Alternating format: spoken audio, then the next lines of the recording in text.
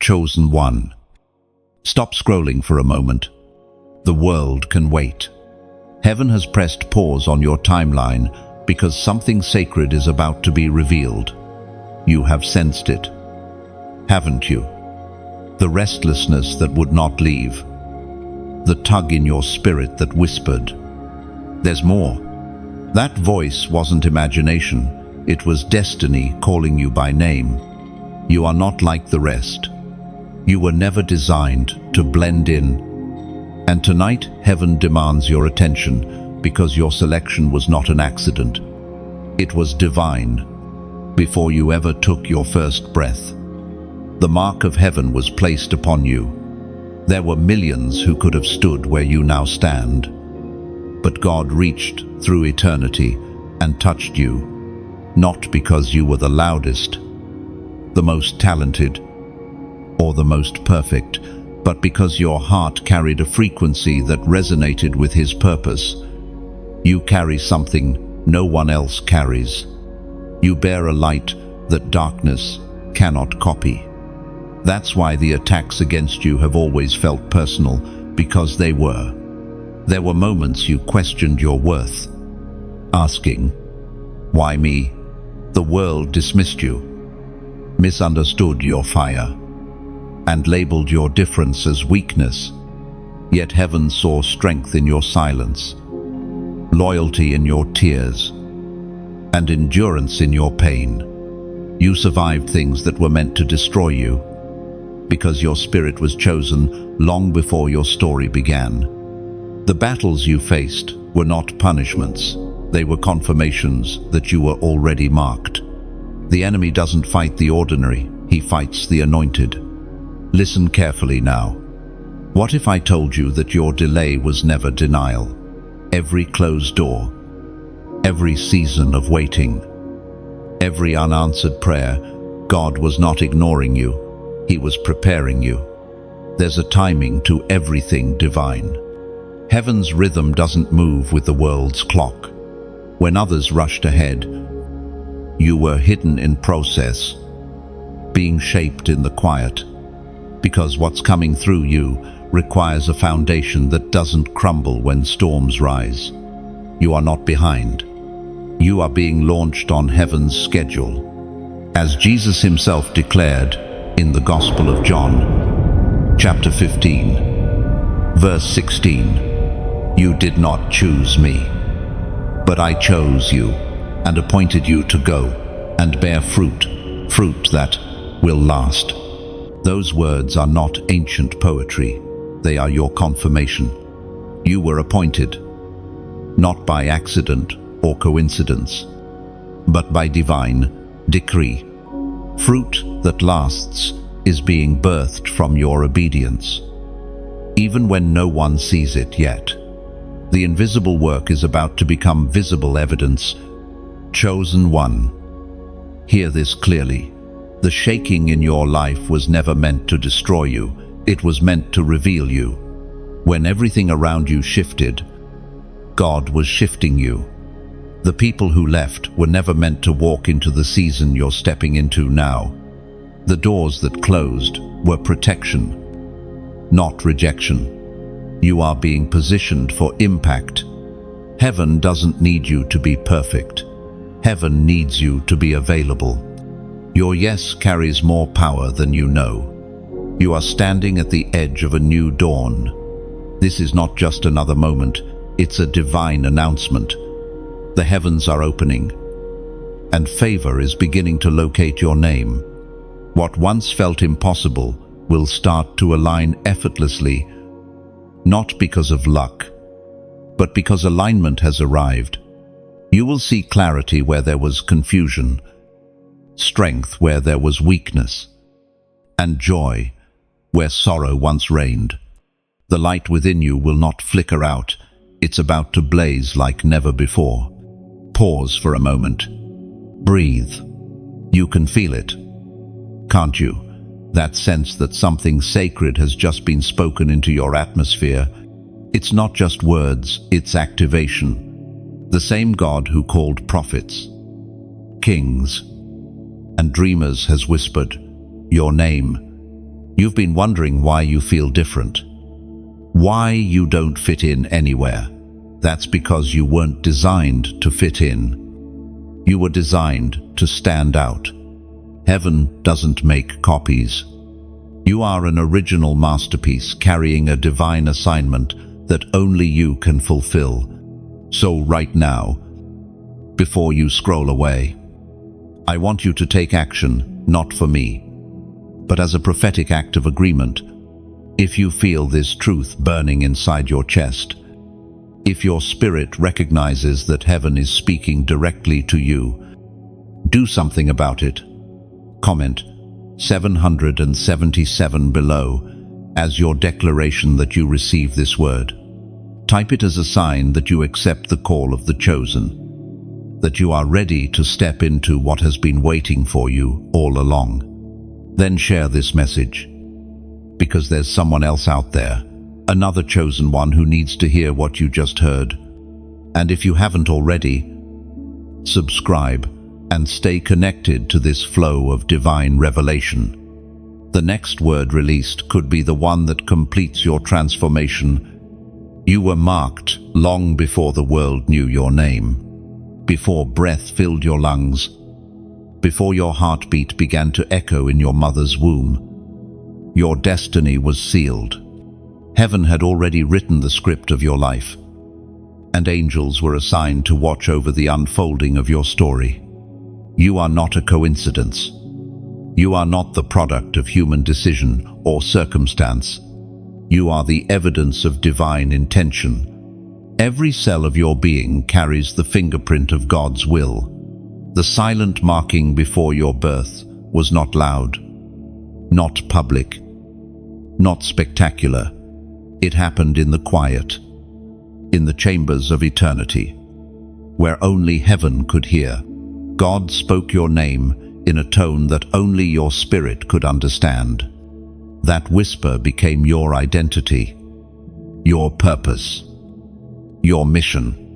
It's why, even in moments when you felt lost, something within you has always known there was more. That pull toward purpose, that deep inner awareness that life must mean more than mere existence, that's the echo of your original calling. The world might call it instinct, intuition, or energy.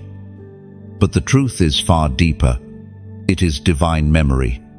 A part of you still remembers what was spoken before time.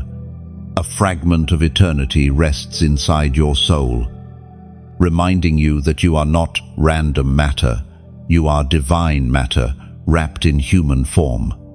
You were chosen before the foundations of the earth were laid, and the universe was commanded to make space for your arrival. In the unseen realm, your mission was declared long ago. Heaven spoke of your name with reverence. The Father saw the generation that would need your voice, your compassion, your resilience. He saw the lives that would be touched by your courage, the people who would be freed by your testimony, the hearts that would heal because you obeyed. And so he set you apart, even before you understood what separation meant. That's why your path has never looked like anyone else's. You were never meant to copy their patterns. You were called to establish a new one. It can be hard to grasp this mystery, can't it? That before you took your first step, heaven already celebrated your victory. Before you ever failed, grace had already made provision. Before you ever cried your first tear, mercy had already built a bridge of restoration. You were chosen, not because of perfection, but because of purpose. And purpose is not something you earn, it's something you carry. When you entered this world, the war for your destiny began. The darkness recognized the light that rested upon you and tried to smother it early. That's why you faced resistance before you even understood who you were. The enemy knew your potential before you did. Every delay, every attack, every heartbreak, these were not random tragedies. They were strategies to distract you from remembering what heaven already declared. But what is marked by God cannot be erased by opposition. The seal of heaven is indelible. Heaven speaks clearly through the words in Deuteronomy, chapter 31, verse 8. The Lord himself goes before you and will be with you. He will never leave you nor forsake you. Do not be afraid. Those ancient words are your inheritance. They are the same promise that hovered over your life even before your first cry. The Lord went before you, preparing roads you haven't yet walked, opening doors you didn't even know existed. You've never been alone, not for a moment. Even when you felt abandoned, heaven was standing guard. So when life feels uncertain, when confusion clouds your mind, and when you wonder why your path feels so different, remember this truth. The difference is evidence of design. You were never made for comfort. You were made for calling. You were set apart because the ordinary could never contain the extraordinary blueprint written into your spirit. And now, heaven is stirring again. The same voice that marked you before birth is beginning to awaken you in the present. The same spirit that whispered your name in eternity is whispering it again in this very moment. You might not remember the original marking, but your soul does. That's why you can't give up, even when you want to. That's why you keep rising when you fall. The seal of divine selection will not let you quit. It is in your spiritual DNA to overcome, to endure, to shine. You were chosen before the beginning, and you will stand victorious at the end. What began in eternity will not fail in time. You felt it, haven't you? The heaviness that seemed to follow every step, the pain that didn't make sense, the endless cycle of loss and rebirth. It wasn't random, it was refinement. The pain you carried was not punishment, it was preparation. You were never being broken down, you were being built into something eternal. Every wound was a doorway. Every scar, a sermon, written on the flesh of your faith. The fire didn't come to consume you, it came to reveal the gold buried beneath your surface. There were nights when you begged heaven for answers, wondering why your prayers felt like echoes lost in the dark. You questioned your strength, your faith, your worth. But the silence of God was not his absence, it was his shaping hand. When you thought you were being ignored, he was teaching you endurance. When everything you loved was stripped away, he was showing you that your foundation was never meant to rest on people, titles, or comfort. You were being purified to stand on truth alone. The journey of the chosen is never easy, because glory costs something. You cannot carry heavenly authority with earthly dependency. So God allowed the breaking not to destroy you, but to awaken you. The pain was the signal that purpose was near. Every rejection was divine redirection. Every betrayal was heaven saying, "That one cannot go where I am taking you." Len, there were times you thought you lost everything. But look closer. What you lost were weights disguised as blessings. The pain forced you to release what your spirit had outgrown. And in that emptiness, God planted something new: resilience, discernment, spiritual maturity. That's why, despite everything, you still stand. That's why your spirit refuses to die. You are stronger than the things that tried to break you, because you were built on something unshakable. We are reminded through the writings of David in the Psalms, chapter 30, verse 5. Weeping may endure for a night, but joy comes in the morning. That verse isn't just comfort, It's prophecy. Your night was long, but dawn is rising. The very tears that blurred your vision will soon become the waters that refresh your next season. The same God who allowed the breaking is now commanding your restoration. You will not end where you began. Chosen one, remember this. Your pain was proof of your purpose. The deeper the wound, the higher the calling.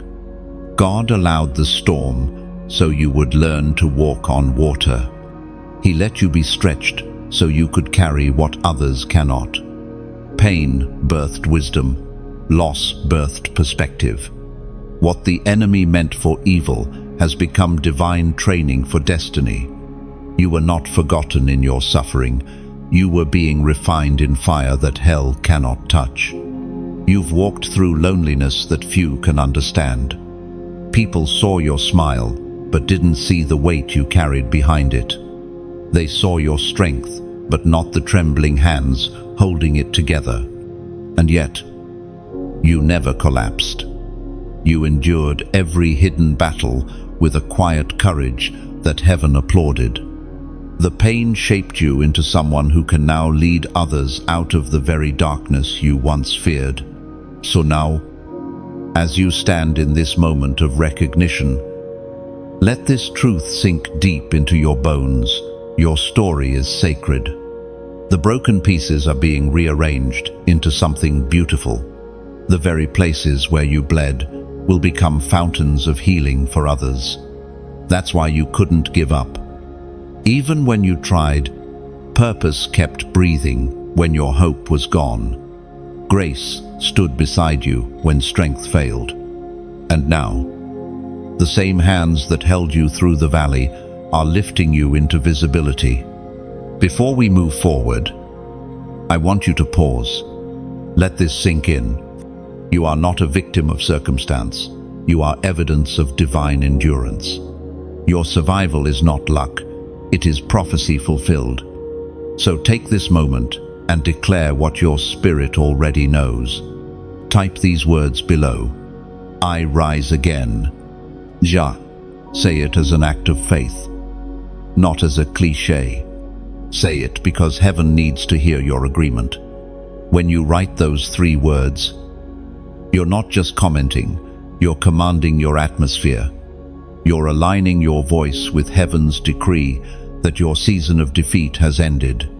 You rise again from the ashes of loss, from the ruins of yesterday, from the weight of everything that tried to silence you. This is your declaration that pain no longer defines you. Purpose does. The weeping season was real, but it's over. The breaking had meaning, and now the revealing begins. You are stepping into the chapter where everything starts to make sense. The pain was proof. The endurance was the evidence. And the victory that follows will be the testimony that no darkness can erase. You never realized, at first, that you were standing in the middle of a war. The confusion, the sudden losses, the shifting of relationships, it all felt like life being unfair. But in truth, it was the unseen realm moving around you. A spiritual battle waged in silence. What looked like coincidence was actually conflict. The enemy recognized your anointing before you did. And from the moment light entered your life, darkness began to strategize. The attacks weren't personal, they were positional. Hell doesn't waste energy on the ordinary. It moves only when destiny stirs. Every chosen one faces this moment, the awakening to spiritual warfare. You begin to notice that your challenges are not random. The timing of the pressure, the pattern of discouragement, the people who suddenly turn against you, none of it is accidental. These are the subtle fingerprints of a greater fight. You were marked by heaven, and the enemy knows that once you awaken fully, you will become unstoppable. That's why the warfare intensified just when your faith began to grow. You see, spiritual warfare isn't always loud. Sometimes it's exhaustion that doesn't make sense. Sometimes it's distractions that multiply whenever you try to pray. Sometimes it's the sudden weight of sadness, the doubt that whispers, "You're not really chosen." These are arrows of darkness aimed at your confidence. The adversary doesn't have to destroy you. He only needs to convince you to give up. But even now, heaven is training you to recognize the battle and stand firm in truth. When you realize this war is real, your perception of struggle changes. You stop asking, "Why me?" and start declaring, "It's because I'm chosen." You stop reacting in fear and begin responding in authority. You understand that the power of darkness is no match for the one who walks in divine alignment. You don't need to fight in the flesh. Your strength lies in the Spirit. Every time you pray, every time you forgive, every time you choose peace over chaos, you win another invisible battle. Heaven doesn't call you to fight for victory. It calls you to fight from victory. The cross already declared your triumph. What remains now is your awareness of it. Once you understand that you carry the light of God within you, the shadows lose their power. The enemy's greatest weapon is deception, convincing you that you are powerless when you've already been equipped. The moment you recognize who you are, darkness trembles, because identity is the one thing it cannot counterfeit. As the prophet wrote in the scroll of Habakkuk, chapter 3, verse 19, "The sovereign Lord is my strength. He makes my feet like the feet of a deer. He enables me to tread on the heights." I know, sometimes the greatest warfare comes not from what happens around you, but from what whispers within you. The battle of the mind can be louder than any external storm. The thoughts that accuse, the fears that echo, the memories that haunt, all of them try to drown out the voice of God. Yet, in the stillness, His presence remains. When your soul quiets enough to listen, you realize that His peace was never absent. It was simply waiting to be acknowledged. Your pain, your confusion, your warfare, they all reveal one truth. You matter too much to the kingdom of darkness to go unchallenged. But you also matter too much to heaven to be left unprotected. Every angel assigned to you stands as a reminder that you are not fighting alone, even when it feels like you're surrounded. I know this. You're surrounded by divine protection. The light in you burns brighter than the darkness around you. And perhaps this is the revelation the enemy fears most, that through every battle, you become more dangerous. Each attack teaches you discernment. Each wound sharpens your wisdom. Each tear washes your vision clean until you can see beyond the natural into the eternal. You are learning not just to survive, but to reign. This war is not meant to exhaust you. It's meant to establish you. One day, you'll look back and see how every fight forged a weapon within you. You'll understand that your warfare wasn't punishment. It was proof of authority. You were trained in secret so you could stand in victory. And though the battle may rage on, peace is your inheritance. You fight not to earn it, but to maintain what's already yours. The war you didn't know you were in is the one that defines your purpose. You are no longer unaware. You see clearly now. The battle was never against flesh and blood. It was for your awakening. And now that you've awakened, the darkness has already lost its hold. There comes a moment when heaven seems to pause over your life. The world moves fast. People rush ahead. Yet somehow, you feel still, as if time itself has stopped breathing just to watch you. That stillness, chosen one, is not delay, it's divine orchestration. God pauses what he loves most so it can mature in the silence. Seeds don't grow under applause, they grow underground. And for a long time, that's where you've been, unseen, buried, misunderstood. But the soil wasn't your grave, it was your greenhouse. You thought God forgot you when doors stayed closed. You mistook the waiting for rejection. But now you see it, he wasn't withholding, he was protecting. There are blessings too heavy for immature hands. There are callings too sacred for noisy hearts. The waiting was heaven's way of preparing you to handle the weight of what's coming. The delay was not punishment, it was alignment. Every pause in your story has purpose. Think of an artist painting a masterpiece. The brush doesn't move constantly, it rests, steps back, observes the details, then continues. That's what God did with you. He stepped back, not to abandon, but to admire. He allowed stillness so he could perfect the details of your destiny. You are not behind schedule. You are exactly where grace placed you. During that divine stillness, heaven observed your patience. Every time you stayed faithful when nothing seemed to move, you were proving yourself trustworthy. You prayed through silence, worshipped through confusion, gave when you lacked, forgave when it hurt. Those small, unseen choices were the brushstrokes of your anointing. Heaven was taking notes. The voice of God thundered in the book of Exodus, chapter 14, verse 14. The Lord will fight for you. You need only to be still. Stillness is not weakness, it's trust. It's the posture of someone who knows that the author of time is never late.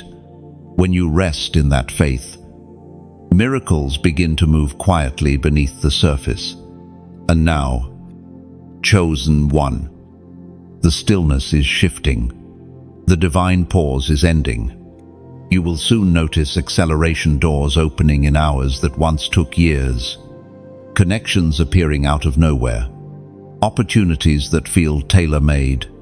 But remember, the speed is not random. It's the result of every moment you waited well. Heaven doesn't reward impatience. It honors endurance. Your story is like a symphony. And right now, you're in the crescendo, the rising sound before the explosion of glory. The instruments of heaven are tuning for your next movement. What once sounded like silence was actually preparation for harmony. Let's talk heart to heart. Many who hear these words know what it means to wait in faith. Some of you have been carrying vision for years, ministries, creative callings, songs, books, ideas that feel too big for your hands. But listen, when you sow into divine work through prayer, through encouragement, through generosity, you are watering your own soil too. Every act of support, every moment you give, whether it's a word, a share, or even a seed, becomes part of the spiritual ecosystem that sustains your growth. If this message resonates deeply with your spirit, if you feel heaven pressing a yes in your heart, consider being part of what keeps this river flowing. Like a lamp that shines brighter when more oil is poured in. Every gesture of kindness, your like, your share, your subscription, even your donation adds oil to the flame, not to buy blessing, but to help the light reach further, to awaken other chosen ones still hidden in their silence. Every small act of faith extends the reach of this divine voice. You see, generosity is not about amount, it's about alignment. When your heart says, I believe in this sound, and your actions follow, heaven notices. You're not just supporting a message, you're partnering with a mission. This is how God multiplies impact, through vessels like you, willing to share the light they've received.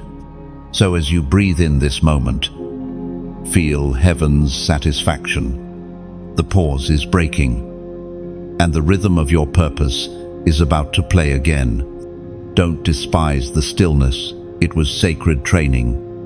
And now, every silent seed you planted will rise into visibility. You will soon look back and say, "That's why God made me wait." Yeah, the soil has shifted. The roots are deep. The time of blooming has come. Heaven's timing is never rushed, never random, always right. The pause was never the end. It was the breath before the symphony. You can feel it, can't you? Something inside you has started to stir like a quiet wind, beginning to move through the chambers of your soul. It's not anxiety. It's not restlessness. It's awakening. Heaven is pulling back the veil. And the reason for your difference is finally being revealed. You've walked through fire, isolation, silence, and unseen preparation. And now, you are beginning to understand why your path had to be the way it was. What once confused you now begins to make sense. You have entered the season of awakening, the sacred moment when your spiritual senses start to sharpen.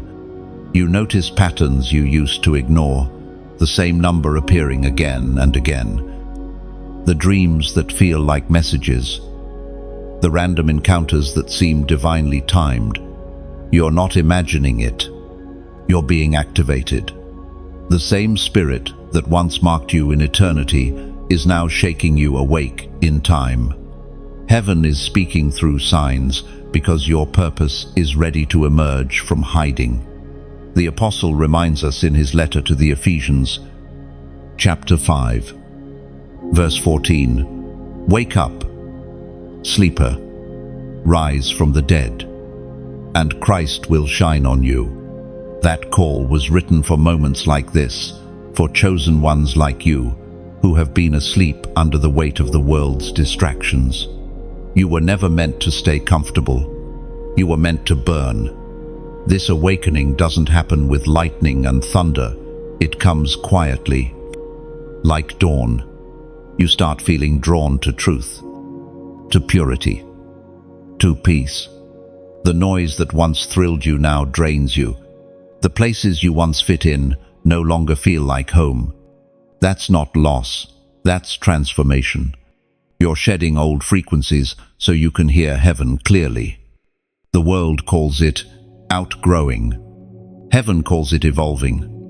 Your eyes are adjusting to new light. And that's why old shadows seem darker now. The more aware you become, the more you discern. You notice when people's words don't match their energy. You sense spiritual tension in rooms that once felt normal. This isn't paranoia, it's perception. God is sharpening your discernment because what's coming next requires vision beyond the natural. Chosen one. This awakening is not just for you, it's for those you will lead. You've been chosen not only to rise, but to awaken others. Every revelation you receive carries a ripple effect. That's why your growth has been slow and deep. God was ensuring your roots could sustain the weight of the fruit. When you speak now, your words carry power because they come from experience, not theory. You've lived what you're preaching through your scars. This season of awakening also exposes what was hidden within you, both strength and shadow. You'll see patterns that need healing and gifts you never knew you carried. Don't run from either. Awareness is the beginning of authority. The more you know yourself in light of God's truth, the less power the enemy has to deceive you. You're not being broken, you're being awakened to your true design. And as your awareness grows, your atmosphere begins to change. You'll start to notice divine order returning to what once felt chaotic. Opportunities will begin to flow again. But this time you'll approach them with peace, not pressure. The doors that closed before will open effortlessly because you are no longer chasing them, you've aligned with them. Heaven moves easily when you move in rhythm. The awakening will also test your humility. When you start to see clearly, it's easy to feel superior. But remember, sight is service. You are not awakening to boast, you are awakening to build. The light God placed in you is meant to guide others out of confusion. You are a torchbearer, not a spectator. The awakening is the beginning of leadership. And right now, heaven invites you to make a declaration to mark this moment in faith. If this message is igniting something inside you, if you feel the fire of recognition stirring in your chest, don't let it pass. Comment the number 555 below. Write it not as superstition, but as symbolism in divine language. This number speaks of transformation, grace, and movement. It's your way of saying, I'm awake. I'm ready for the shift. Oh, when you type 555, you're not just interacting, you're prophesying. You're telling heaven, I recognize my awakening. Every number carries vibration. And this one echoes change. It means what was once dormant is now alive. It means the delay is over. And the alignment has begun. The awakening has started. Chosen one, you are no longer asleep in sorrow or confusion. You are awake to your authority, awake to your purpose, awake to your divine identity. Heaven has called your name again, and this time, you heard it. Walk forward with open eyes and a steady spirit. The light is rising within you, and nothing can dim what heaven has decided to reveal. Somewhere deep within your spirit, there has always been a knowing, a faint memory of a promise made long before your first breath. It wasn't written on paper, nor spoken aloud to human ears. It was whispered in eternity, in the presence of the Almighty, where you and God agreed to something sacred. That is the hidden covenant. It's the thread that ties your soul to divine purpose. The reason why your heart cannot settle for ordinary. You have felt its pull your whole life, even when you drifted, even when you wandered into places that numbed your spirit. Something within you kept drawing you back. You didn't know why peace escaped you until you aligned again with your original promise. That covenant is not a contract built on conditions. It's a bond sealed by love. You belong to the one who called you, and he never forgot the vow made over your life. According to what is revealed in the book of Proverbs, chapter 19, verse 21, many are the plans in a person's heart, but it is the Lord's purpose that prevails. Every detour, every delay, every heartbreak that tried to break your momentum could not cancel what heaven already decreed. The covenant stands. Even your mistakes were woven into the pattern of redemption. When the covenant was made, heaven placed within you certain traits: compassion, boldness, endurance, discernment. These are not random personality features. They are tools of your calling. They were selected intentionally for the assignment you carry. Every challenge in your life has only sharpened these traits, refining your capacity to fulfill your promise. What looked like loss was simply training for authority. This is why your spirit reacts so strongly when something contradicts your purpose. You feel unrest when you're out of alignment, because your soul knows the sound of your covenant. You can no longer tolerate mediocrity because excellence is part of your divine DNA. When others compromise, you feel conviction. When others settle, you sense movement. The covenant inside you won't let you rest until you become who you agreed to be. Sometimes the covenant hides beneath pain. You may have seasons where you question everything you're worth, your purpose, your path. But even then, the covenant hums quietly beneath your doubt. It is the melody that never stops playing, even when storms roar. It's the reason why hope always resurrects in you. No matter how many times you fall, you are bound to destiny, not by fear, but by love that cannot let you go. There are moments when the covenant reawakens suddenly through a word, a dream, a song, a stranger's kindness, and something in your chest stirs. Like remembering a language you once knew. That's heaven's way of reminding you. The promise still stands. The delay didn't cancel it. The pain didn't void it. Your weakness didn't scare God away. What He spoke will still manifest. Every chosen one walks under the weight of covenant. It is both comfort and responsibility. Comfort, because you know you are never alone. God Himself watches over His word in you. Responsibility, because you must carry that word with reverence. You are not free to live carelessly. You are called to live consciously. Your decisions echo beyond you, influencing lives you may never meet. That is the sacred tension of being chosen. This covenant also comes with power, the kind that terrifies the enemy. You are not just protected, you are authorized. When you speak in alignment with heaven, creation listens. When you declare truth, darkness retreats. You don't need to shout or strive. Authority flows naturally from those who walk in covenant. The enemy knows this, which is why he tries to keep you distracted, insecure, or ashamed.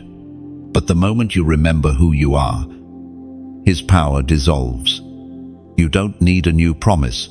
You need to remember the original one. Heaven has not changed its mind about you. The covenant still breathes. It's alive in every prayer you've ever whispered, every tear you've ever shed, every act of faith you've ever taken, even when you didn't feel holy, even when you felt unworthy. The covenant was still intact.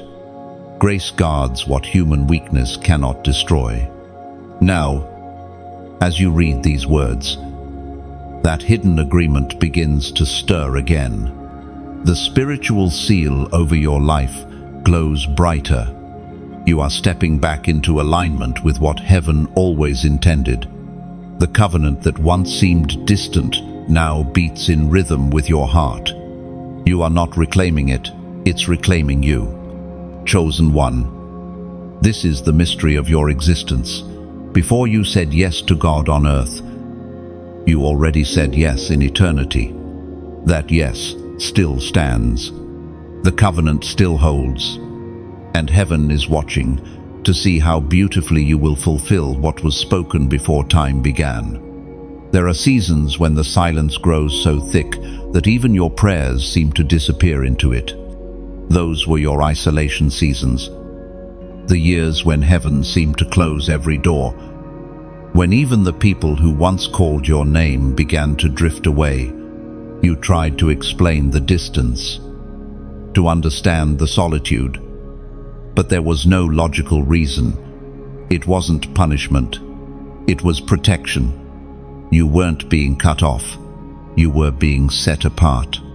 In the realm of purpose, isolation is incubation. When God hides you, it is never out of rejection, but preservation. He knows that premature exposure can destroy what has not yet matured.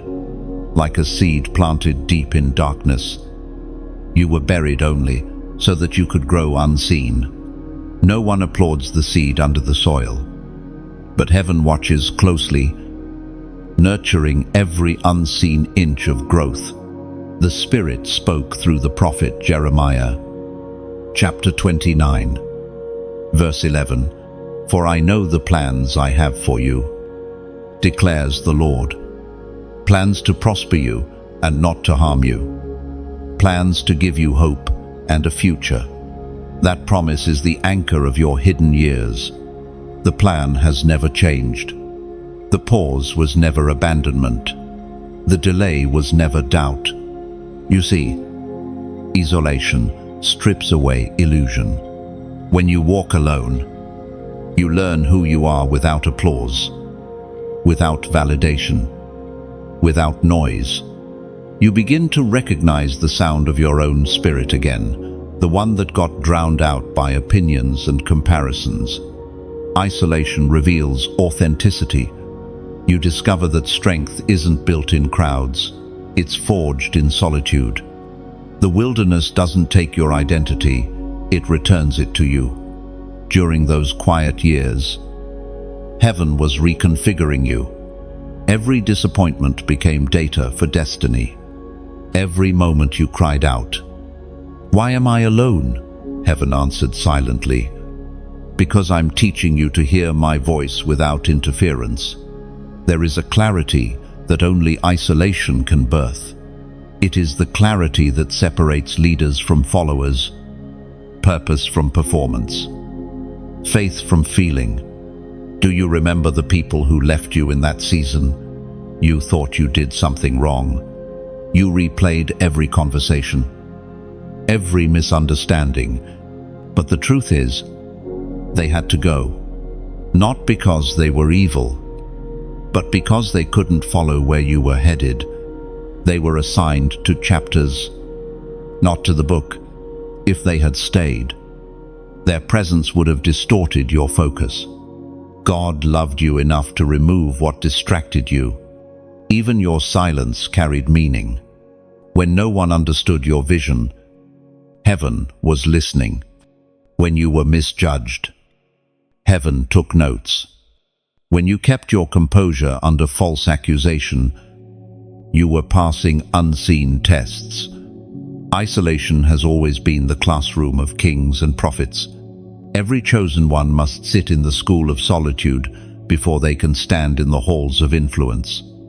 Think of David tending sheep in fields no one visited. Think of Joseph forgotten in a prison cell. Think of Moses exiled in a desert before leading a nation. Each one of them thought they were hidden in obscurity, but they were hidden in preparation. You are walking in the same pattern. God hasn't changed his methods. He refines in secret before revealing in strength. In isolation, God removed the voices that distracted you so that you could hear the one voice that truly matters. He taught you the language of stillness, the art of listening without panic. You learned that silence doesn't mean absence, it means intimacy. When the noise died down, you finally heard him whisper your true name. And while others were visible, chasing recognition, you were being strengthened in secret. You learned resilience that cannot be faked, humility that cannot be taught in crowds, and discernment that cannot be imitated. These invisible virtues are the crown of the hidden ones. When you finally emerge, you'll carry a weight that platforms can't manufacture. Now, as you stand on the edge of visibility, do not despise the season that shaped you. Isolation was not your enemy. It was your introduction to intimacy with God. It was the womb of your wisdom, the birthplace of your peace. You were never abandoned. You were being entrusted. Every moment of loneliness refined your listening. Every silent night polished your discernment. You may not have realized it then, but heaven was closer in isolation than it ever was in the crowd. God was whispering secrets into your spirit, truths that only solitude could reveal. The next time silence comes, you'll no longer fear it. You'll recognize it as holy ground. You'll understand that sometimes God hides his favorites to prepare them for holy responsibility. You'll carry the stillness of that solitude into the noise of your destiny, and the world will feel the peace you forged in private battles. Chosen one. You survived the silence. You embraced the solitude. And now, the same isolation that once felt like exile has become the proof of your anointing. You were hidden, but never forgotten, set apart, but never alone. Heaven knew exactly where you were, and it still does. There comes a sacred moment when you must face yourself, not the version you show the world, not the one shaped by expectation or survival, but the raw, unfiltered you. This is the divine mirror. It doesn't flatter, it reveals. It shows what has been forged in the fire and what still needs refining. When heaven holds up this mirror before you, it's not to shame you, but to awaken truth. You can't carry falsehood into destiny. The real you must emerge. In the divine mirror, you begin to see how much you've changed. The timid soul who once begged for validation has been replaced by quiet confidence. The heart that once broke easily now beats with strength. The wounds that once bled have turned into wisdom. You have become evidence of grace. Yet, the mirror also reveals your hidden fears, the hesitation, the doubt, the remnants of old identity that cling like dust to glass. As was spoken in the sacred texts of old, in the second letter to the Corinthians, chapter 3, verse 18, and we all, who, with unveiled faces, contemplate the Lord's glory, are being transformed into his image with ever-increasing glory from the Lord. Transformation is not a single event. It is a continuous unveiling. Each revelation of who God is removes another layer of who you are not. When you look into that divine reflection, you see both what has been redeemed and what still needs surrender. You realize that destiny isn't achieved by pretending to be perfect, but by daring to be honest.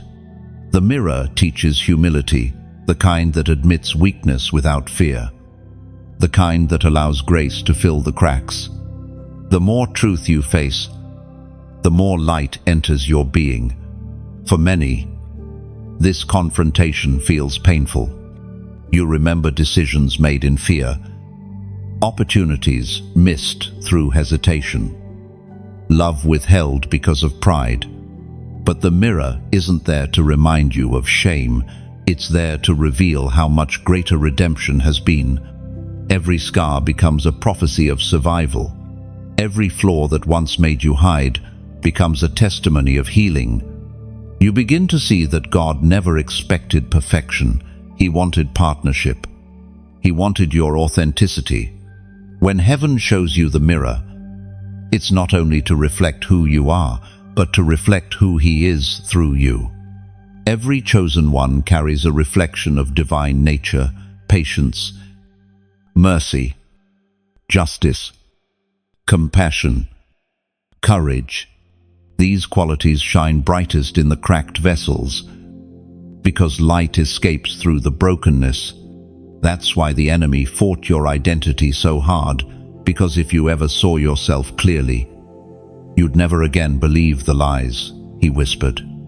And so now, you stand before this mirror with holy awareness.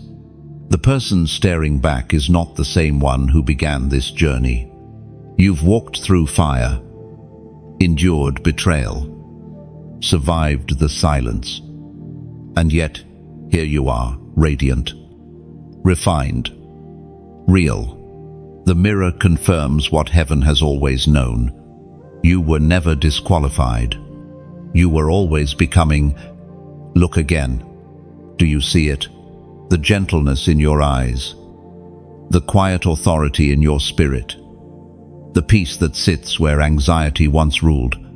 This is what transformation looks like. It's not loud, it's luminous. You're not trying to prove anything anymore, you simply are. You've discovered that being chosen is not about striving, it's about surrender. When you let go of performance, presence takes over. This mirror moment is sacred because it demands response. You can't unsee what's been revealed. You can either shrink back into old patterns or step fully into the glory reflected before you. Heaven is watching which version of you will lead your next chapter, the fearful one or the faithful one. The reflection has shown you both. So, right now, I invite you to seal this revelation in your spirit. Let your words be a declaration of agreement with what you've just seen. Comment below. I see me. Write it as a confession and a celebration. Say it because you finally recognize yourself through heaven's eyes. When you type, I see me, you're not declaring vanity, you're declaring victory. You're saying, I see the healed me, the called me, the chosen me. You're affirming that the reflection no longer frightens you, it empowers you. The mirror no longer shows a victim, it shows a vessel. The reflection staring back carries heaven's fingerprints. The eyes looking out are steady with faith, seasoned with mercy. The voice within is no longer filled with fear, but with authority. You've become the image of what you once prayed for. Remember, this divine reflection is not an ending, it's a renewal. Each day, as you walk closer to your calling, the mirror will reveal deeper layers of truth. Don't fear those revelations, embrace them. For every unveiling brings you closer to the likeness of the one who called you. You are not who you were. You are becoming who you were always meant to be. And now, as heaven watches, you stand in that awareness. The mirror doesn't accuse it, applauds. There comes a time when revelation demands responsibility. The moment you begin to see clearly, heaven places a mantle upon your shoulders, a sacred weight that is both gift and calling. This is the mantle of responsibility. It's not made of fabric, it's woven of fire, conviction, and grace. You can feel it resting on you. Even now, the awareness that your life is no longer your own, that every breath, every word, every choice carries divine consequence. The mantle doesn't arrive with thunder or applause, it settles quietly, like morning dew. Yet its presence changes everything. The person who once questioned purpose now becomes a vessel of purpose itself. Heaven entrusts you with influence, not for recognition, but for impact. The mantle is evidence that God can trust you with the weight of His will. It means you've passed the tests of obscurity, integrity, and endurance. As the Apostle Paul wrote in his letter to the Galatians, chapter 6, verse 9, let us not become weary in doing good, for at the proper time we will reap a harvest if we do not give up. That is the code of the mantle, steadiness. You keep sowing, speaking, giving, and serving, even when the results are invisible, because now you understand. Faithfulness in the unseen is what prepares you for fruitfulness in the open. The mantle makes you both weight-bearer and light-bringer. It transforms ordinary moments into ministry. Your presence becomes peace for the anxious, clarity for the confused, comfort for the weary. You are no longer just living, you are leading, not through position, but through presence. Think of a lighthouse standing on a lonely shore. It doesn't chase the ships, it simply shines. Steady and sure. That's what the mantle does. It anchors you while guiding others through their storms. The light you carry now was shaped in your darkest nights. You don't need to prove its authenticity. The radiance itself testifies. Carrying the mantle also means understanding balance. Too much zeal without wisdom burns people. Too much gentleness without conviction dulls the flame. The Spirit teaches you how to walk with grace and authority, intertwined to be firm, yet compassionate, bold, yet humble. You're learning the rhythm of divine leadership, power under control. And yet, this sacred calling doesn't thrive alone. Even lighthouses need maintenance. Even torches need fresh oil. That's why community and support matter. Each act of encouragement, each gesture of generosity, each moment of shared faith becomes fuel for the flame. You are not meant to burn out, you're meant to burn bright. If this message has nourished you, if you feel the resonance of purpose stirring in your chest, consider how the light can continue to spread. When you like, you amplify the signal.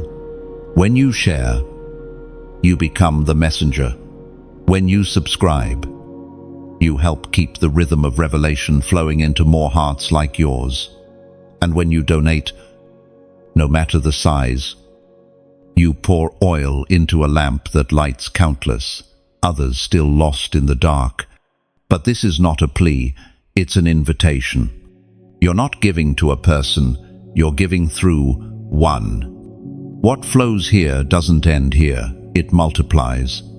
Just as rivers don't drink their own water, those who carry light do not keep it, they give it. Every small act of support becomes a spark in someone else's awakening. Imagine a field of candles. One flame by itself is fragile, but when another is lit beside it, and another, soon the whole field glows with uncontainable beauty. That is what happens when hearts join together in purpose. Your engagement isn't just participation, it's partnership with heaven's movement. The mantle is heavy, yes, but it's holy. And when you shoulder it willingly, you discover that grace has already adjusted its weight to your capacity. You are not carrying it alone. The same God who entrusted you with responsibility also empowers you to fulfill it. Every time you choose love over resentment, truth over silence, faith over fear, you lift the mantle higher. Chosen one. This responsibility is not a burden to fear, it's an honor to embrace. You are carrying heaven's heartbeat into earthly spaces. You are walking proof that light can live in human form. The world may never fully understand the cost of your obedience, but heaven knows, and it rejoices. So let the mantle rest upon you without hesitation. Let your light burn steady. Let your life continue to awaken others. And as you give, share, support, or simply remain faithful, remember, every spark counts. Every act echoes. Every seed sown in sincerity becomes part of a harvest that outlives you. You have been trusted with much. Because you have been faithful in little, carry it well. Chosen one, the mantle fits you perfectly now. There comes a point in every chosen one's journey when light begins to expose what was once hidden in the shadows. It's not a punishment, it's purification. You start to notice things and people for what they truly are. Masks slip, illusions fade, and truth stands unfiltered. This is the season of the exposure of counterfeits. Heaven is revealing what cannot follow you into the next dimension of purpose. At first, this unveiling feels painful. You see people you loved in a different light. You realize that some connections were built on convenience, not covenant. Some who clapped for you were not celebrating your growth, they were monitoring it. But do not grieve. Chosen one, exposure is mercy. God never reveals to humiliate, He reveals to protect. Before every elevation, He removes contamination. The ancient words recorded in Romans chapter 12, verse 9, declare, love must be sincere. Hate what is evil, cling to what is good. That scripture is the compass for this season. Sincerity is the standard of heaven. Anything built on manipulation, jealousy, or self-interest cannot survive divine exposure. The false must fall before the true can rise. It's hard when the revelation hits close to home. You begin to see that not everyone who prays with you is aligned with you. Some people were drawn to your light, but never respected its source. Their presence was temporary, allowed only to teach you discernment. They served their purpose, and now that purpose is complete. When they drift away, don't chase them. Let grace escort them out. God is teaching you that loyalty cannot be measured by proximity. Some who stand beside you are not truly with you, while others praying quietly from afar are your real allies. Discernment will now become your armor. You are learning to look beyond faces and listen for frequencies. Light recognizes light. Everything else reveals itself with time. This exposure season is not just about people, it's also about patterns. God is uncovering internal counterfeits, habits that look productive but drain your peace, thoughts that sound humble but hide fear, routines that keep you busy but not fruitful. He is revealing subtle imposters that imitate purpose but lead to exhaustion. The Spirit is saying, no more pretending. You can't step into authentic destiny with diluted devotion. There's also a deeper layer. Heaven is showing you the counterfeit version of you, the one shaped by trauma, by expectation, by survival. For years, you wore that version like armor. You thought it kept you safe, but it only kept you small. Now God is peeling it away, layer by layer, revealing the radiant original beneath. It's disorienting at first, like meeting yourself for the first time. But soon you'll realize this is the you that heaven always recognized. Exposure can feel like loss, but it's actually liberation. The false must crumble for the real to breathe. The truth always comes with a cost, but it also comes with clarity. When lies leave, peace enters, and in that peace, you will finally discern the difference between energy that drains and presence that uplifts.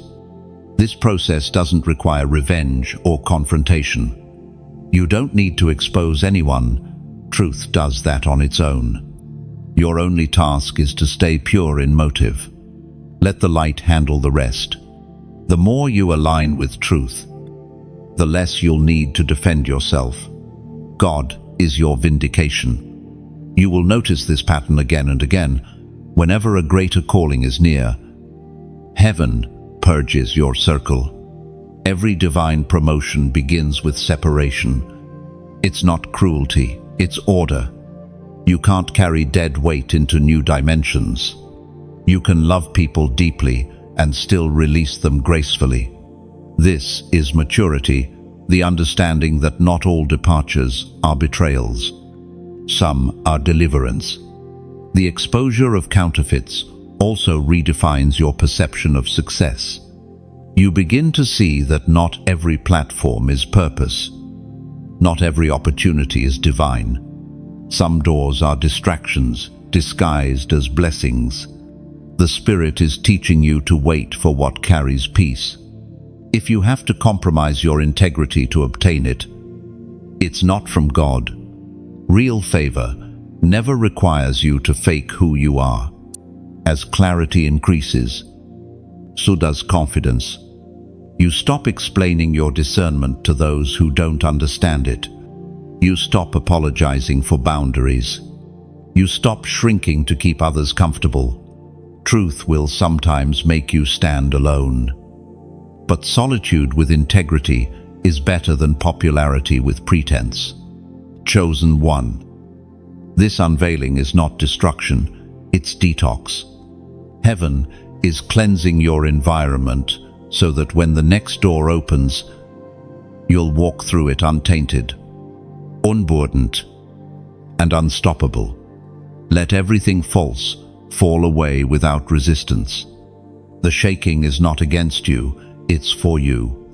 When the dust settles, what remains will be real relationships, real peace, real purpose. And you will realize that truth, though it cuts, always heals. There are moments when the atmosphere around you begins to shift, and you can almost feel heaven moving pieces into place. You start noticing alignment in unexpected places, conversations that seem divinely timed, dreams that confirm your prayers, doors opening without you knocking. This is the prophetic shift, that invisible but undeniable turning of the tide when God's timing collides with your obedience. Everything that once felt delayed suddenly begins to make sense. For years, it felt like you were walking in circles. You gave. You prayed. You waited. Sometimes you wondered if heaven had forgotten your address. But the truth is this: heaven was aligning circumstances beyond your sight. You were being prepared for a divine collision where your readiness meets God's appointed time. And now, that moment has begun. The prophet Elijah spoke as recorded in the first book of Kings, chapter 18, verse 41. Go up, eat and drink, for there is the sound of abundance of rain. Elijah spoke that before a single drop had fallen. That's what faith does. It hears the rain before it arrives. The prophetic shift always begins in the unseen. You sense it before you see it. Right now, your spirit is catching the vibration of something new. The winds have changed direction. What resisted you before will now assist you. The favor that seemed withheld is being released in abundance. The season that felt empty is now pregnant with fulfillment. Heaven is moving fast. And it's your sensitivity to this shift that keeps you in rhythm. You'll notice that during prophetic shifts, divine acceleration replaces human striving. Things that once required effort start to flow easily. Resources appear. Relationships align. Delays reverse. It's as though heaven itself is saying, enough waiting, it's time. When God's timing meets your surrender, miracles no longer need explanation. They just unfold. But there's something important to remember. Prophetic shifts don't only change your circumstances, they change you. You start thinking differently, speaking differently, choosing differently. Old mindsets fall away because they can't hold new blessings. You begin to expect movement instead of mourning stagnation. Faith becomes your default posture. The person who once begged for signs now is the sign. Chosen one.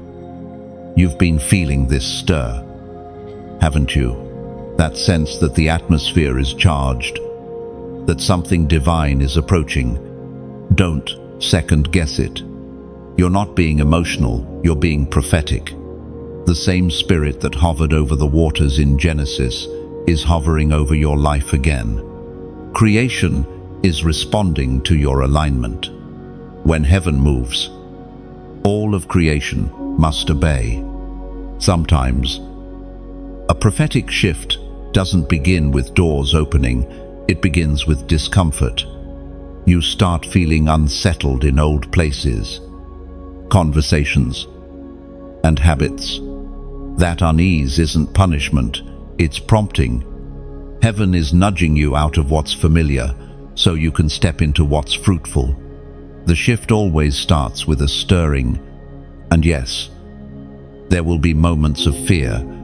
Change can feel like chaos before it becomes clarity. But remember, divine movement often looks messy to human eyes.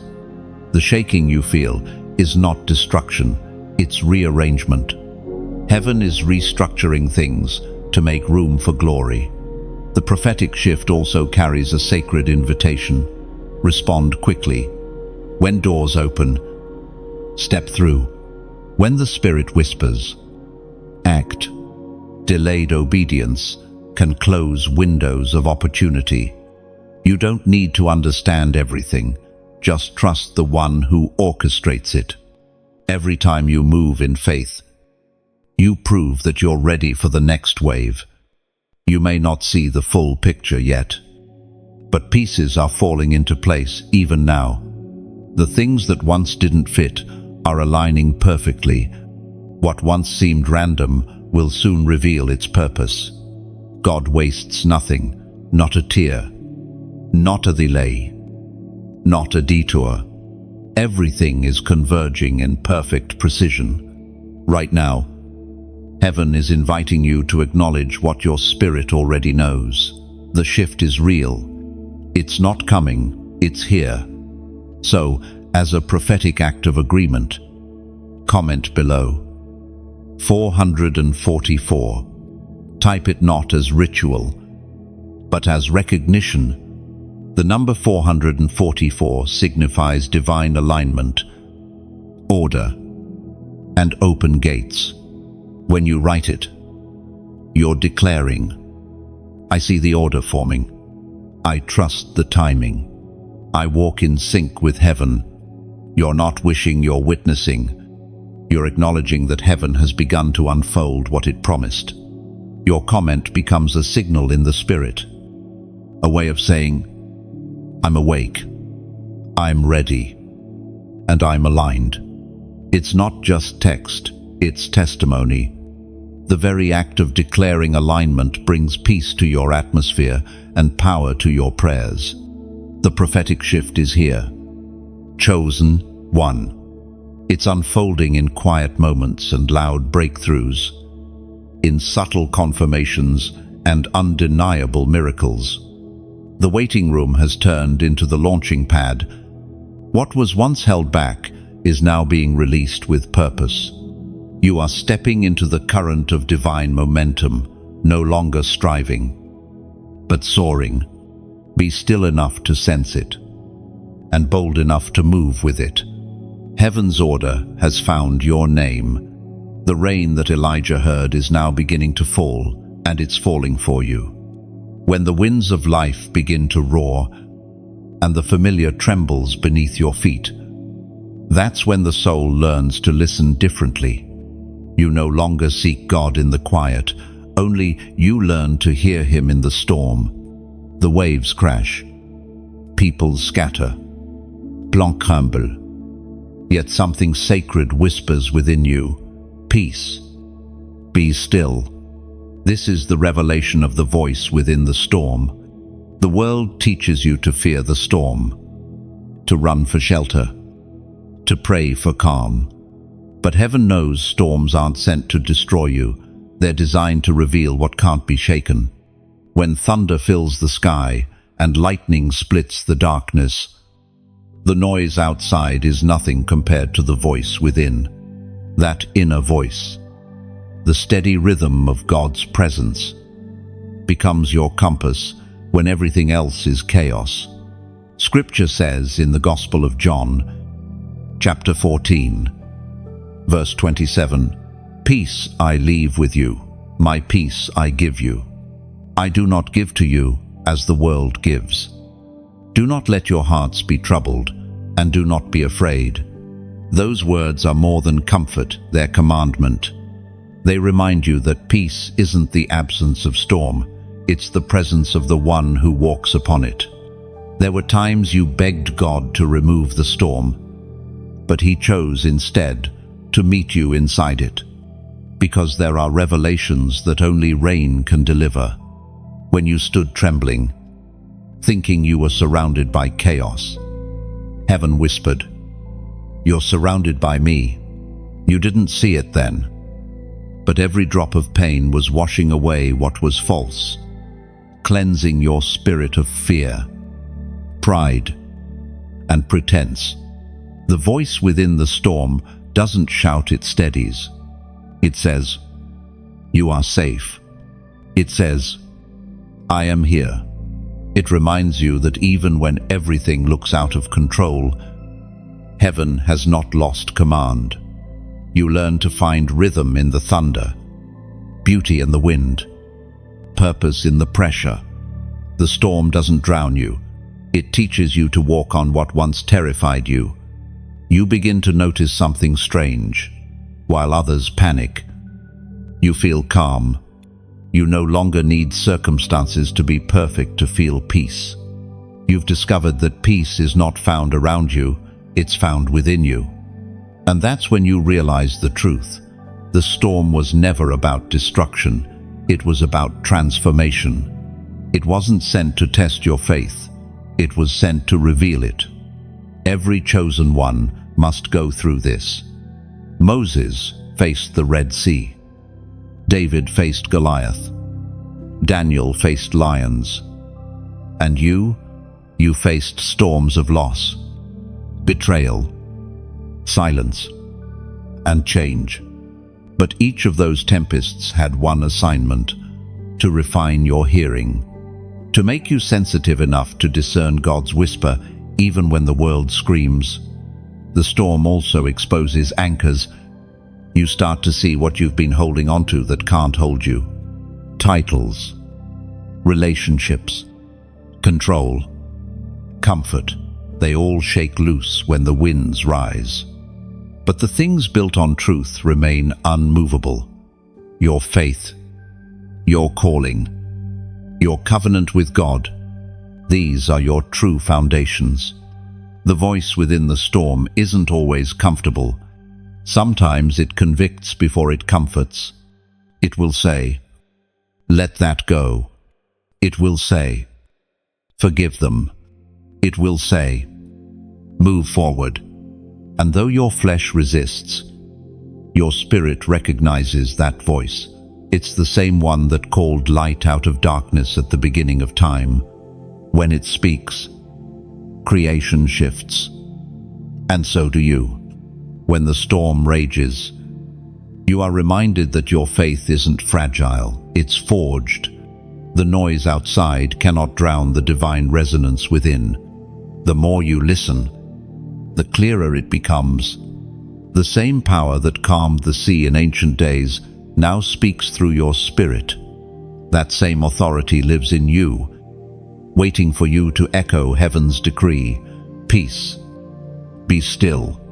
And there will be storms again, but you won't fear them anymore. You'll understand that each one carries a hidden message, a reminder that peace is not circumstantial, but spiritual. You'll walk through tempests with calm eyes and a steady heart, knowing that the voice within you is louder than anything outside you. And one day, you'll comfort others who tremble in their own storms. You'll speak softly and say, "Listen closer. The same God who calmed mine will calm yours." Because once you've heard His voice in chaos, you can never unhear it. The storm has not come to break you, it came to remind you of who commands the wind. The one who sleeps in your boat is not unaware, he is unconcerned because victory is already written. You may not control the storm, but you carry the one who does. So let the winds howl and the waves rise, your peace is no longer negotiable. You've learned where it lives, deep within the unshakable silence of His presence. And then, it happens the moment when everything starts to align. When the fragments of your story finally come together in a tapestry that only heaven could have woven, you look back, and what once looked like chaos now forms divine order. Every valley, every detour, every heartbreak, it all fits. This is the unveiling of purpose. The revelation that nothing in your life was wasted. The pain had purpose. The silence had meaning. The waiting had weight. For years, you tried to understand why things unfolded the way they did. You compared your pace to others, wondered if you missed your turn, questioned whether you were still on the right path. But now, clarity begins to dawn. You realize that, while others were sprinting, you were being sculpted. God wasn't delaying you. He was developing you. The lessons that seemed endless have now become the foundation for the destiny that stands before you. It was proclaimed in the second letter to Timothy, chapter 4, verse 7. I have fought the good fight. I have finished the race. I have kept the faith. That's what the unveiling feels like, not triumphal noise, but peaceful recognition. You understand that the real victory was never about speed, it was about endurance. You didn't quit. You stayed faithful in seasons that tested everything within you. The unveiling of purpose is both humbling and breathtaking. It feels like stepping into sunlight after years underground. Suddenly, everything that used to confuse you now carries divine context. The friendships that ended, the opportunities that slipped away, the doors that refused to open, they were all orchestrated to direct you to this exact place. The pain wasn't punishment, it was positioning. You begin to see how God used contradictions to construct you. The loneliness that made you pray became the intimacy that made you strong. The rejection that wounded you became the redirection that saved you.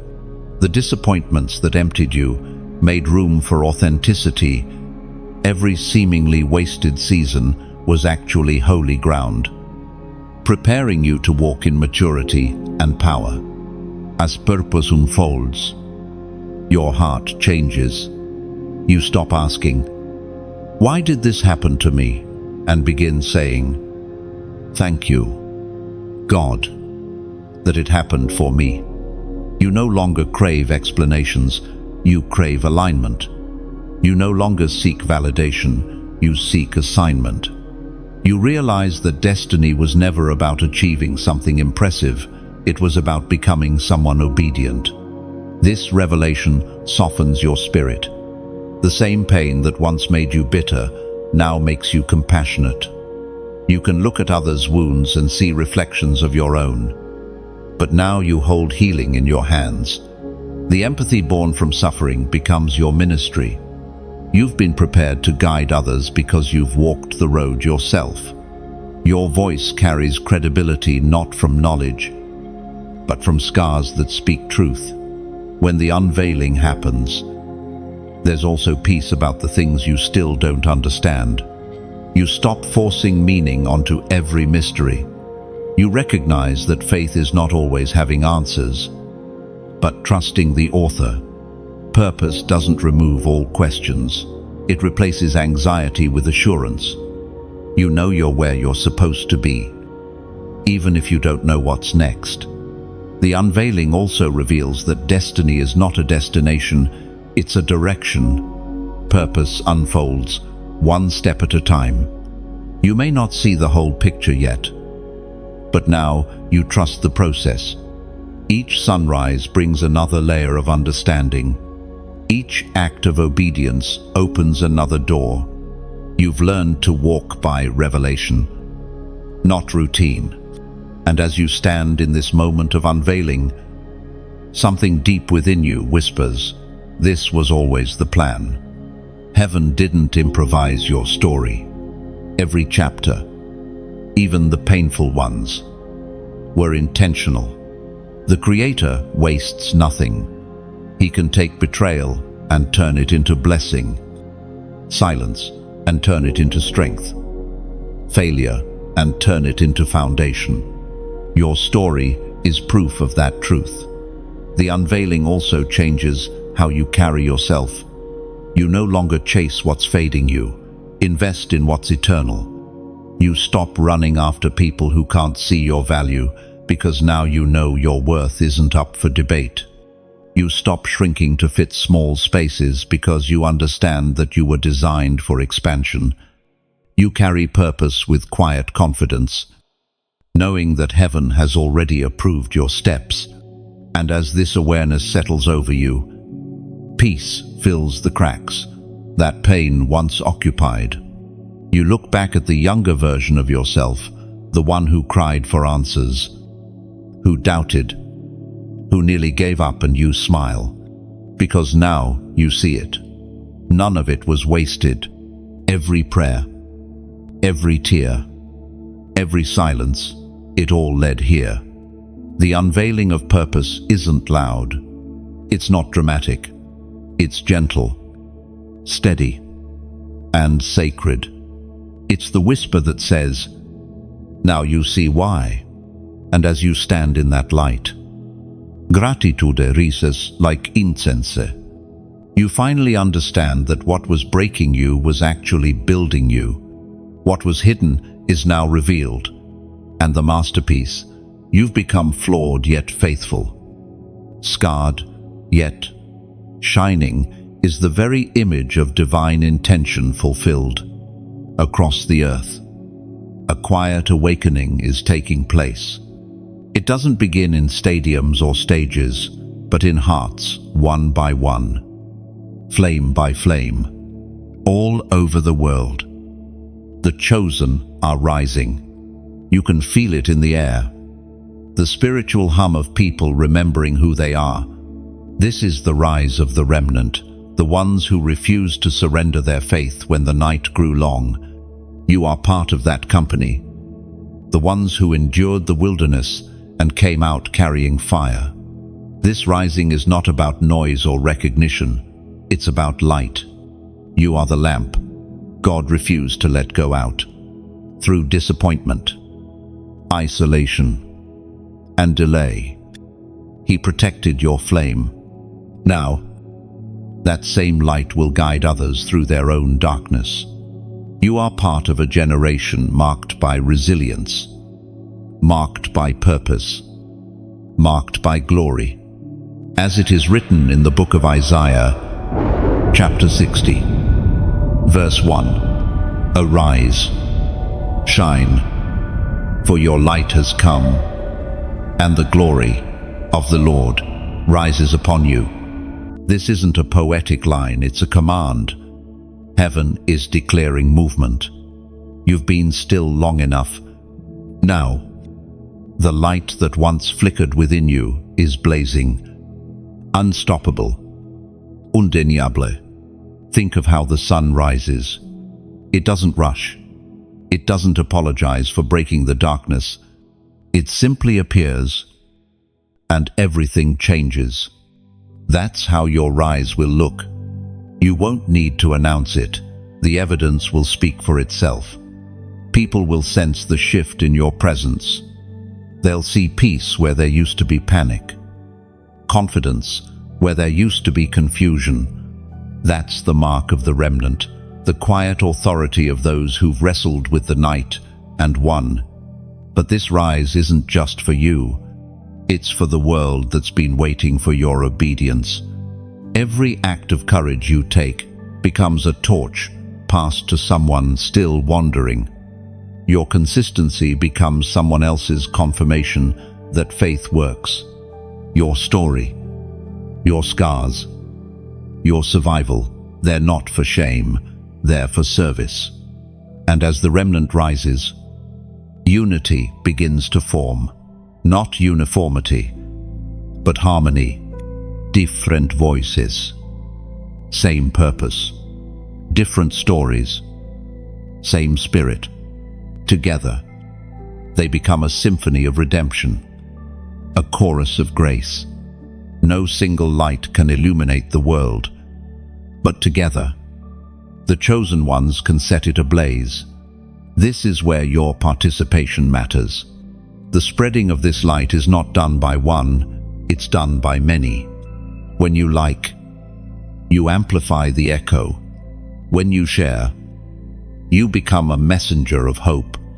When you subscribe, you choose to stay connected to a movement greater than yourself.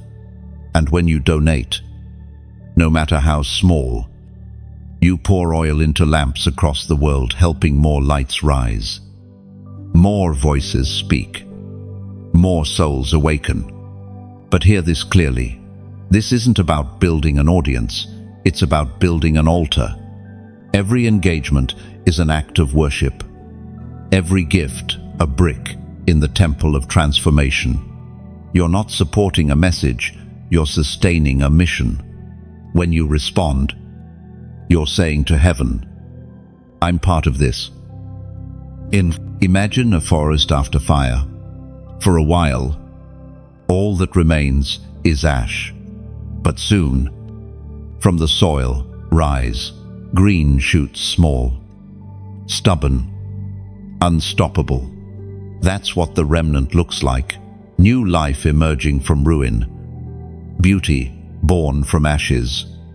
Every person who chooses light over bitterness, hope over fear, becomes one of those shoots. You are one of them. You are proof that revival isn't coming, it's already begun. There's something sacred about supporting what stirs your soul. It's not transaction, it's transformation. When you stand behind something that carries life, you align yourself with heaven's momentum. Whether your offering is a word, a prayer, a comment, or a contribution, it becomes part of the river flowing from this message to others who need it. So, before we go further, pause and let gratitude settle in your chest. You made it through everything that tried to silence you. You kept your flame alive when many gave up. You are part of a divine minority, the ones who dared to believe even when nothing made sense. That faith was not in vain. The remnant is rising, and you are its evidence. If this message resonates in your spirit, leave a comment below. Share what this rise means to you. Speak light into the comment section. Your words could be the spark that reignites someone else's courage. The beauty of being chosen is that your voice carries power far beyond what you can see. This is your season to rise, not for applause, but for assignment. The world doesn't need more noise, it needs more light. Be that light. Carry it boldly. Multiply it wherever you go. The dawn is breaking, and you are one of its first rays. The remnant has risen, and heaven is watching with joy. The journey of the chosen is never without paradox. For every crown, there is a cross. For every elevation, there is endurance. You've come far through pain, silence, revelation, and awakening. And now you stand in the sacred tension between glory and sacrifice. This is where heaven teaches you the full meaning of being chosen. It's not just about favor, it's about faithfulness. Not just about victory, but about surrender. This is the mystery of the crown and the cross. Every destiny has a weight. The crown represents purpose fulfilled, authority granted, and promise manifested. But the cross that represents the process, and no crown is ever placed on a head that refuses to bear the cross first. The cross is not punishment, it's purification. It's the place where your will meets God's will, where your desires are refined into divine purpose. We find in the book of Philippians, chapter 3, verse 10, I want to know Christ, yes, to know the power of his resurrection and participation in his sufferings, becoming like him in his death. Those words sound heavy, but they hold freedom. To know power, you must also know pain. To walk in resurrection, you must walk through crucifixion. The chosen are not exempt from suffering, they are entrusted with it. The cross and the crown are not opposites, they are partners. The cross strips away the false, the crown confirms the true. The cross humbles, the crown honors. The cross takes you lower so that the crown can lift you higher. Without one, the other loses its meaning. You cannot claim glory without embracing the cost. And yet, when you've carried the cross long enough, you realize something divine. It wasn't meant to crush you. It was meant to reveal you. There were times you questioned the fairness of it all.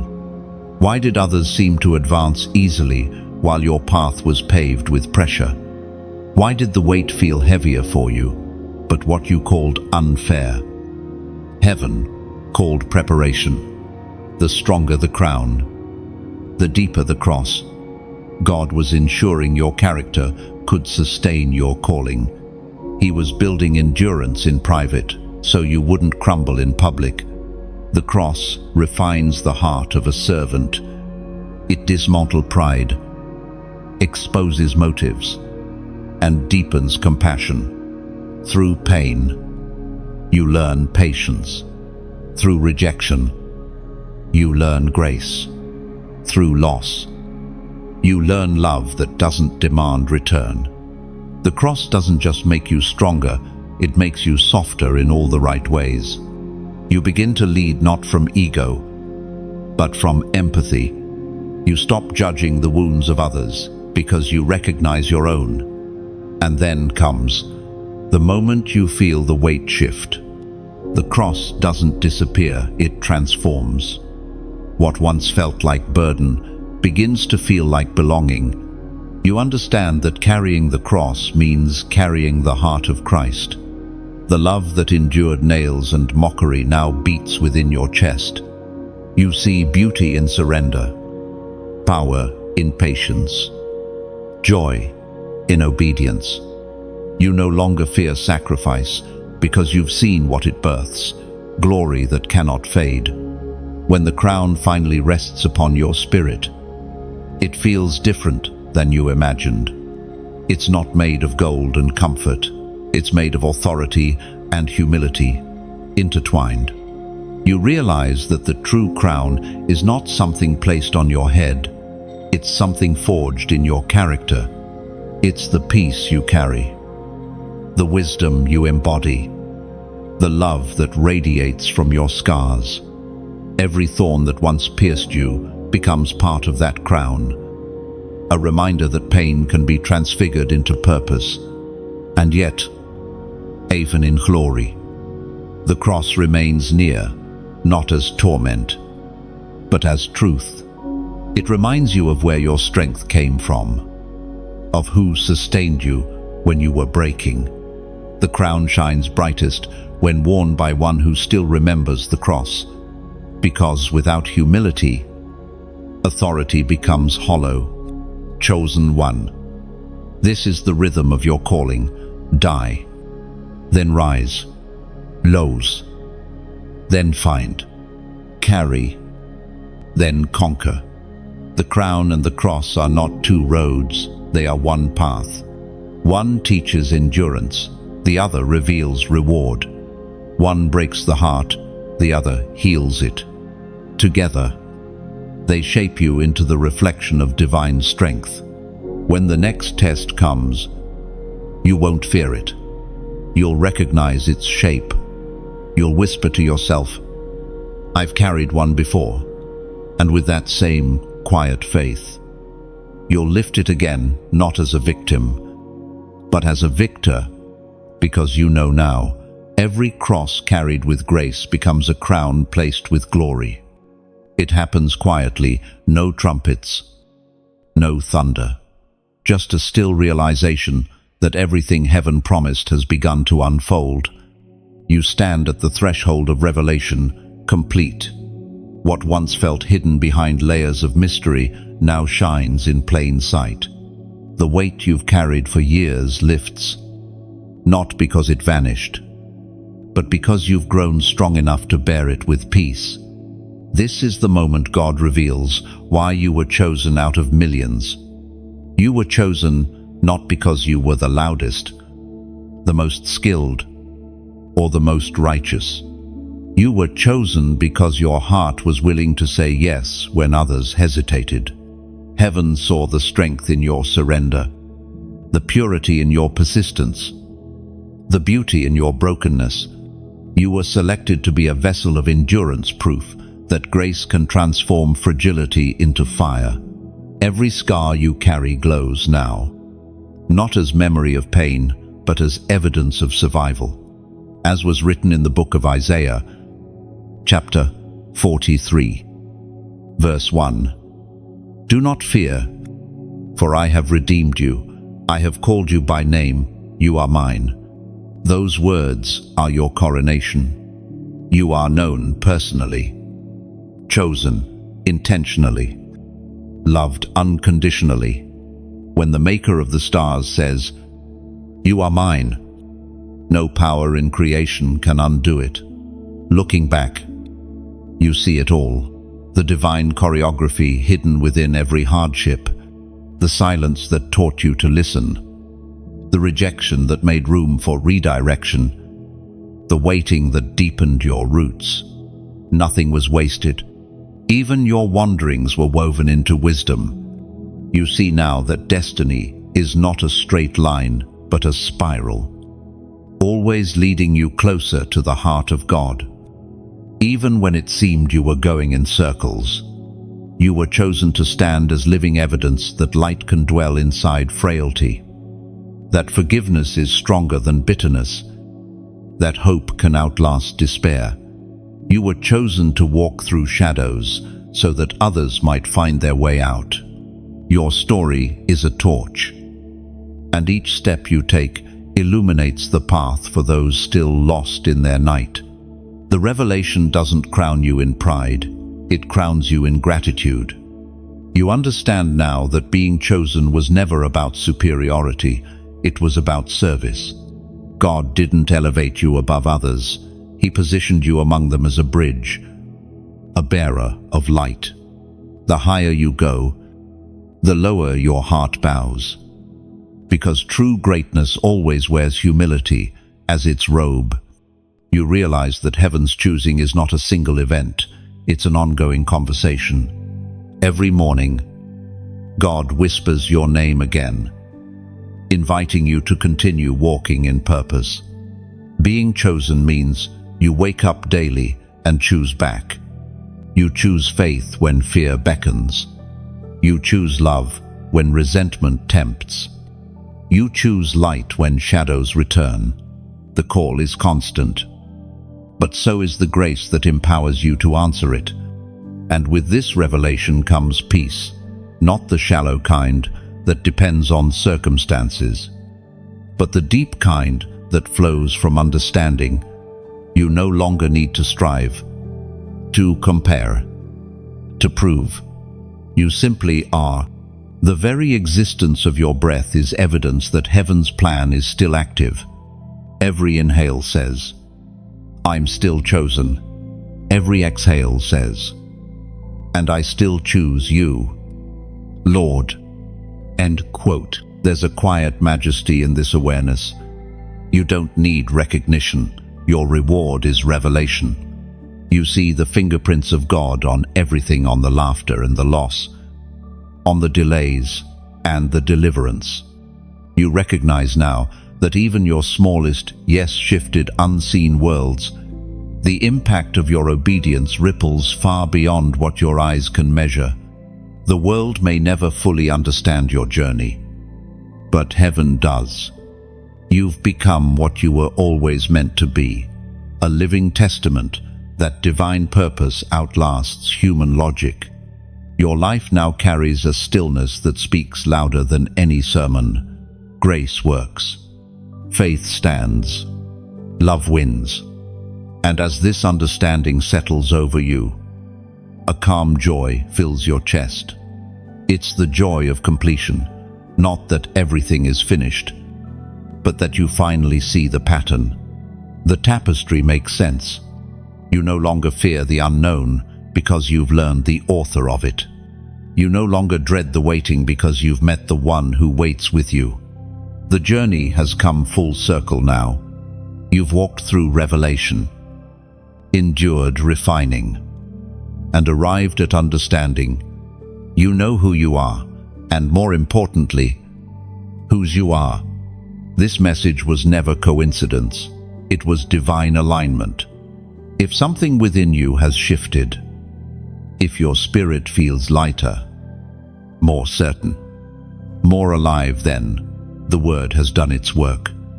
As this chapter closes, remember, chosen ones never walk alone. Each story told, each truth spoken here is a flame meant to keep burning. When you like, you affirm the light. When you share, you send that light farther into the darkness. When you subscribe, you join a growing circle of hearts, hearing heaven together. And I want to hear from you your reflections, your gratitude, your yes. Leave a comment below, because your voice completes this message. Every word you write becomes another spark, another sign that the chosen still rise. So go carry this peace into your world. Let your presence preach louder than words. Keep shining, keep standing, and keep remembering you were chosen for such a time as this.